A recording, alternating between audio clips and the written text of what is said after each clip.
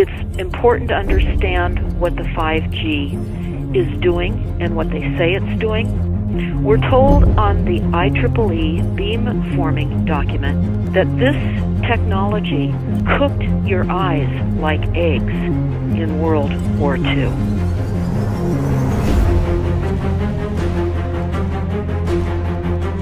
And you all need to understand these are military weapons. These are assault frequencies. If you garner nothing more than that, that's what you need to know. It's microwave radiation warfare, is what this is.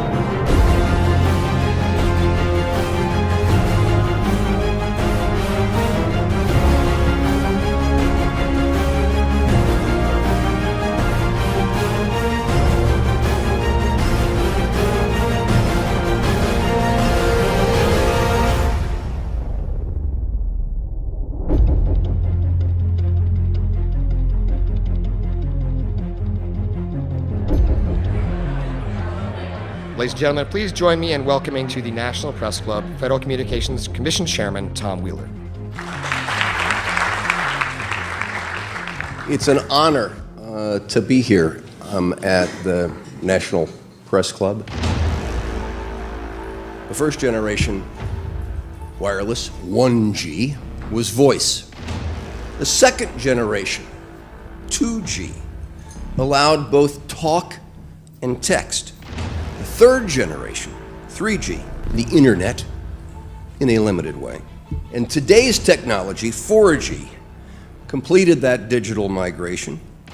But if anyone tells you that they know the details of what 5G is going to become, run the other way. This video is brought to you by the number 5 and the letter G. And pretty soon, everything else will be too. I have to tell people 5G is a killer.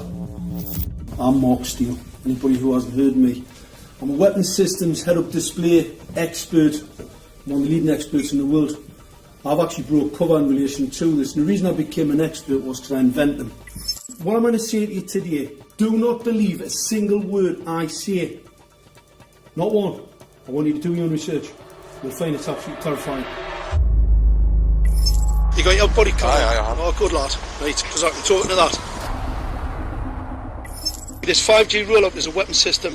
I've got a letter in with central government because I know about weapon systems more than anything other.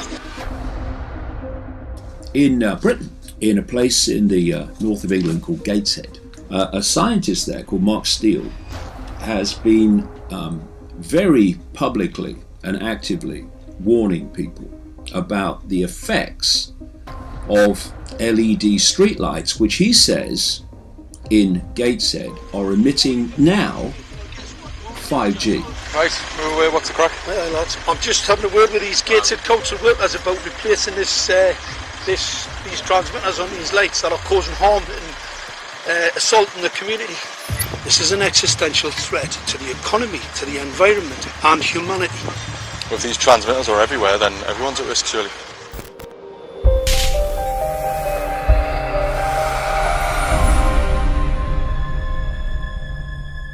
There's a lot of confusion about what 5G is. The G stands for generation. So you started off with the first transmitter system. Back in the 1980s. In the 80s, yeah. So you had 1G, then you had 2G. And as the generations moved on, you started to see more complex signal systems, cleverer pieces of antenna designs, etc., etc. So the whole thing became more data, quicker downloads, etc., etc. However, 5G is something completely different. Alright, let's get a breakdown. Let's tell the people what this really is. This is the 5G transmission device. That's a hell of a beast, that, isn't it? These are the uninsurable transmitters. Just get a good look at that, guys, because obviously I know there's quite a few experts who want to see more detail about the transmitters and the chipsets. Just have a good look, boys. This is the control management system masquerade. There's an antenna there, you see that? What is this phased array antenna here? What's that? This is for phased array, alright? As you'll see, it's got a driver, it's got some chip there. It's one chip. Look at the chipsets on this. This is your dystopian world. What did Gateshead Council say? I'll tell you what, I think we better send some of these educated fools back to school, or just send them to prison, whichever's the easiest. I think prison's probably better. Alright, that's 5G, guys. That's 5G hardware. You must consider the whole part played by electricity in nature. Human beings cannot go on developing in the same way in an atmosphere permeated on all sides by electric currents and radiations. It has an influence on the whole development of man. This life of men in the midst of electricity, notably radiant electricity, will presently affect them in such a way that they will no longer be able to understand the news which they receive so rapidly. The effect is to damp down their intelligence. Such effects are already seen today. Even today, you can notice how people understand the things that come to them with far greater difficulty than they did a few decades ago. Rudolf Steiner, 1924. Rudolf Steiner noted that in 1924, since then our atmosphere has become far more permeated with electric waves of widely diverse types. There's no doubt now that electric waves, electromagnetic forces, cause direct biological effects. There's thousands of peer-reviewed papers on this subject. There's no doubt about it. But what are these effects? How are they affecting us? What can we do about it? We're now at a stage where we're putting in what's called 5G, which is a special type of broadcast for high-density information transfers. And it turns out that this is the same frequency bands that are used in crowd dispersal weaponry.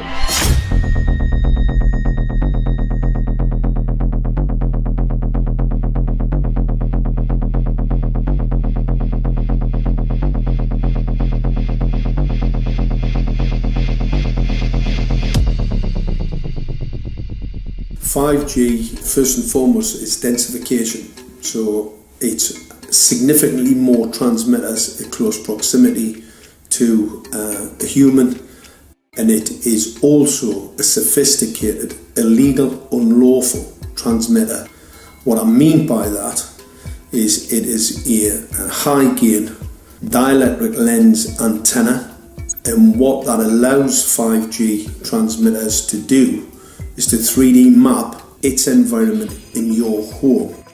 The 868 megahertz frequency is specific for battlefield interrogation systems, so sub-gigahertz. It allows the signal to travel through concrete brickwork with ease, and it can actually data gather. It is a target acquiring system. Phased array is basically radar off the battlefield. It is extremely good at identifying targets and being able to lock onto targets. And not only that, it can specifically target you as an individual. So any judge sitting on an interesting case, let's say, any lawyer, any barrister, anybody doing any work that is potentially controversial, your life could be at threat. So the antenna design that you currently have on top of these LED streetlights, masquerading as a control management system, it basically battlefield interrogation equipment. The first phased array unit was actually called Mammoth, used by the Germans during the Second World War to identify Allied aircraft. Obviously things have moved on significantly since then.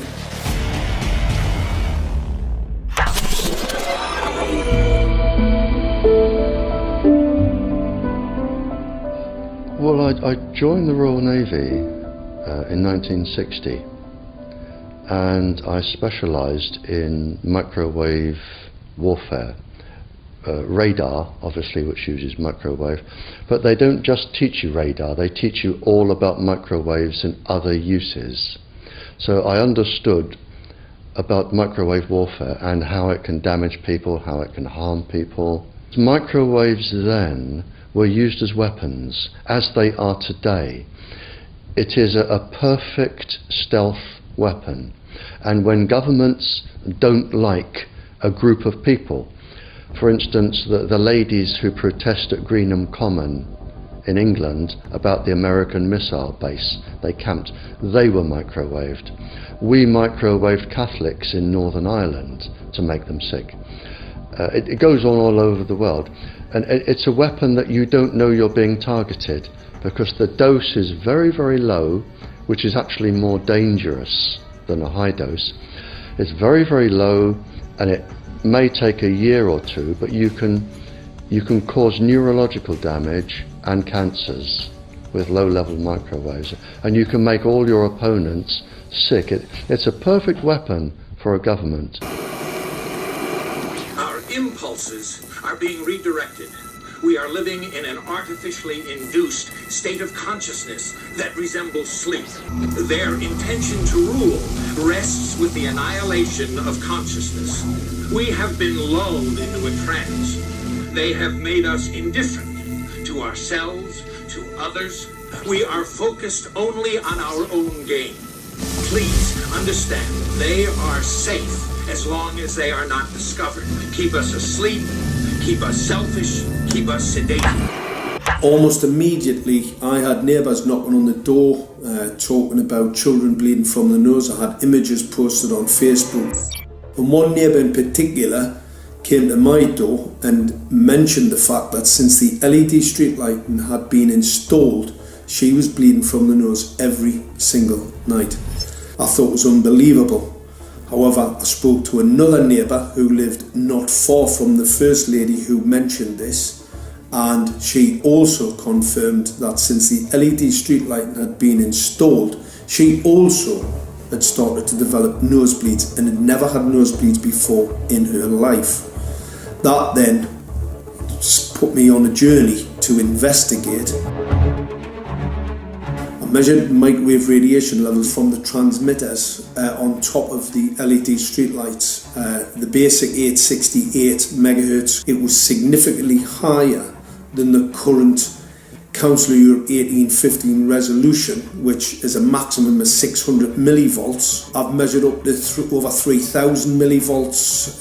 5 to 6 times higher than the guidelines. Significantly higher than the current Council of Europe 1815 resolution, which states that 200 millivolts should be the maximum. The Bioinitiative report states that it should be significantly less than that. So we've got the Council of Europe, that's, the international criminal courts are stating that, the learned judges have said that 200 millivolts, and I'm measuring in bedrooms in Gateshead, minimum 600 and up to 4,000. Does this mean that in 2020, 2021, when 5G is destined to roll out globally, that you're going to get those kind of readings everywhere all the time? Everywhere all the time. Worse than that? Worse than that.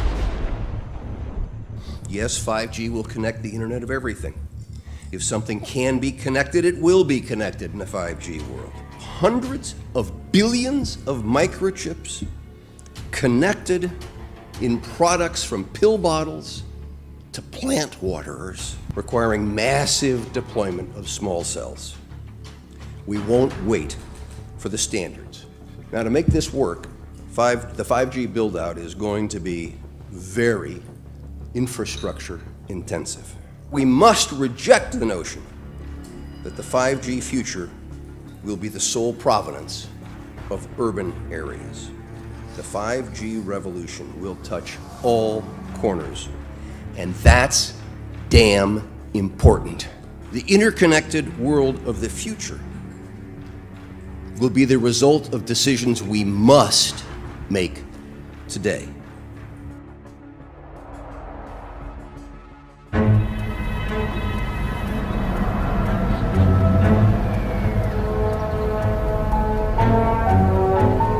The main issue before us today is Senate Bill 637 and Senate Bill 894, the former by Senator Hune, the latter by Senator Knopf.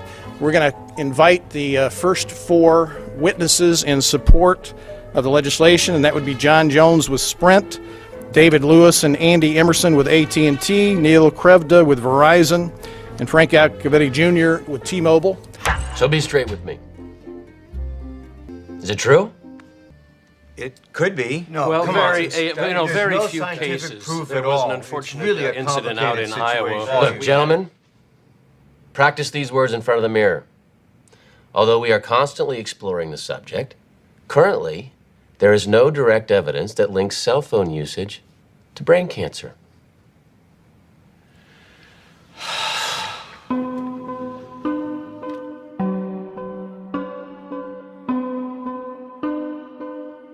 I'm Sharon Goldberg. I'm an internal medicine physician. I've practiced medicine for 21 years, and my background is mostly academic, internal medicine, hospital-based, clinical research, and medical education. I'm a certified Microsoft small business specialist. I worked on space station designing the cabling system for the airlock module, where I was responsible for EMI, EMC analysis, which is electromagnetic interference, electromagnetic compatibility. I am a professor in the Department of Epidemiology, Biostatistics, and Occupational Health, and I teach there both toxicology and health effects of electromagnetic radiation. My name is Daphne Tachover, and I'm the founder of an organization called We Are the Evidence. We are an organization that represents the many adults and unfortunately many children who have become very sick from wireless technology radiation. There seems to be a couple false Easter eggs being put out there right now. I want to make sure we dispel that right off the gate. The effects of wireless on health scientifically are very, very clear. So it's always pushed back to the definition of an acceptable level of radiation. And that's what this is, by the way. This is about radiation. Wireless radiation has biological effects, period. My name is Dr. Angie Kolbeck. I've been reviewing the studies showing the impacts of wireless radiation on our health, and there are now thousands of studies showing the following adverse health impacts to wireless radiation: cancer, oxidative damage, DNA damage, DNA failure. Things like memory, dizziness, anxiety, brain fog. Headaches, nosebleeds, cognitive problem, exhaustion. We have evidence of DNA damage, cardiomyopathy, which is the precursor of congestive heart failure. Short and long-term memory loss, decreased attention spans, lower reaction times, even involuntary contractions of muscles causing misalignments of spines and jaws. Breast cancer. We suddenly have breast cancer in women who have no DNA predisposition. Disrupted immune function and change in stress proteins, reproductive and fertility effects. There are dozens and dozens of studies that show beyond any doubt what this radiation is doing to our sperm.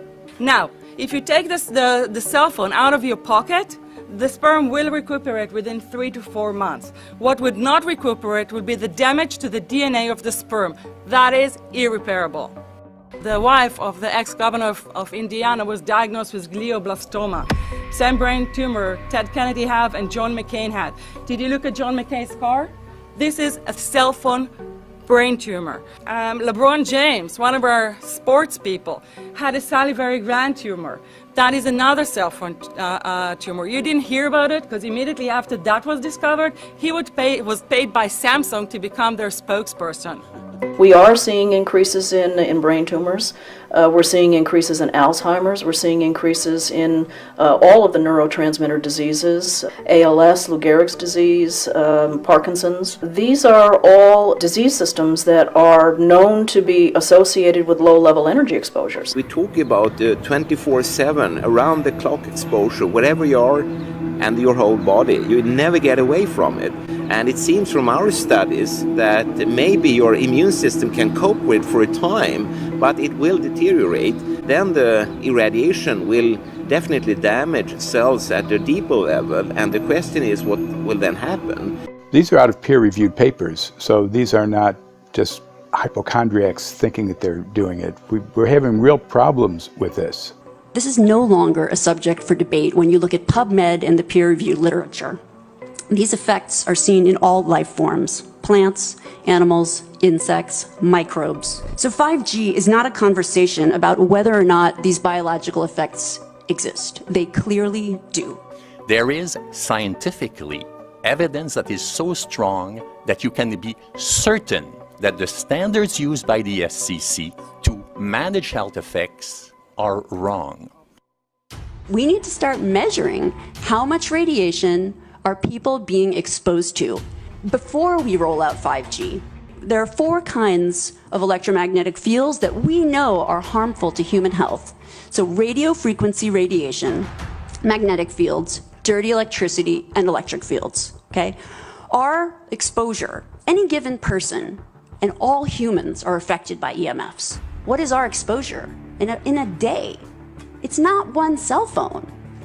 It's cell phones, it's multiple wireless networks, it's smart meters, it's cell towers. It's this sandwich, and it all adds up. The data we're going to look at are all published science, testing results, or public standards. At the bottom end of the radiation scale of what's called power density, or signal strength, is the minimum level at which cell phones will work, which was found to be 0.2 billionths of a microwatt per centimeter squared. Pine needles were found to age prematurely at 0.000027. At short-term exposures of 0.05, children aged 8 to 17 experienced headache, irritation, concentration difficulties, and behavioral problems. 0.1 is the biobiology or building biology guideline for extreme concern. 1.0 produced sperm DNA fragmentation and a decrease in sperm viability in vitro. Also at 1.0, the science shows the following bodily effects can occur: headaches, dizziness, fatigue, insomnia, chest pain, difficulty breathing, and indigestion. 2.5 saw altered calcium metabolism in heart muscle cells. 4.0, changes in the hippocampus affecting brain memory and learning. And at 6.0, DNA damage in cells. So, where are smart meters on this list? Electrical Power Institute in December 2010 measured a single Itron smart meter with pulses up to 7.93 microwatts per centimeter squared. Our own testing indicated approximately 8.0 with 1 meter. These tests are at a close distance, approximately 1 foot away from the meter, but an infant's crib could be just as close on the other side of the wall where the meter or bank of meters are installed. Even though there are all these known health effects at levels far lower, Switzerland, Liechtenstein, and Luxembourg see fit to set the standard at 9.5. And China, Poland, and Russia, 10.0. This is the same level at which behavior has been altered, producing reflexes of avoidance following 30-minute exposures. A room of 12 smart meters, very common and even a conservative number in an apartment building, tested at 19.8 microwatts per centimeter squared. This is hundreds of times higher than levels which clearly indicate harmful effects. So, how can utilities and governments get away with forcing these devices on everyone? This is how. In Canada and the US and several other civilized countries, the safety limit is set at 600 to 1,000 microwatts per centimeter squared. This so-called safety limit is literally tens of thousands of times higher than levels which are known to damage health, according to peer-reviewed published science.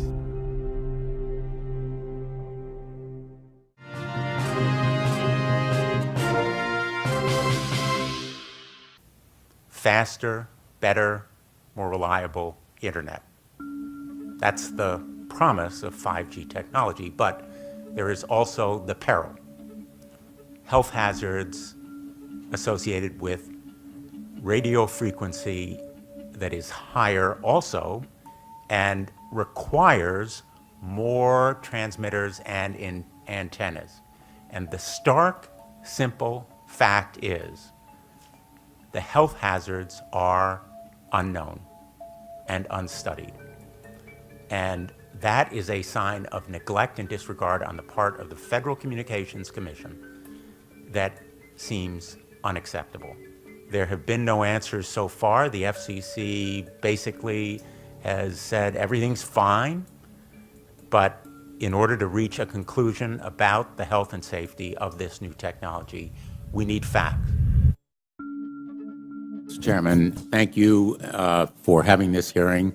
5G, as you well know, also uses higher frequency waves that don't travel as far and will rely on a network of hundreds of thousands, potentially millions of small cell sites. And the question then is, are there any health implications, any public safety implications to those additional sites that are likely to be located close to homes, schools, workplaces, and closer to the ground, correct?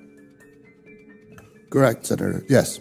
So my question for you, particularly Mr. Gillen and Mr. Perry, how much money has the industry committed to supporting additional independent research? I stress independent research. Is that independent research ongoing? Has any been completed?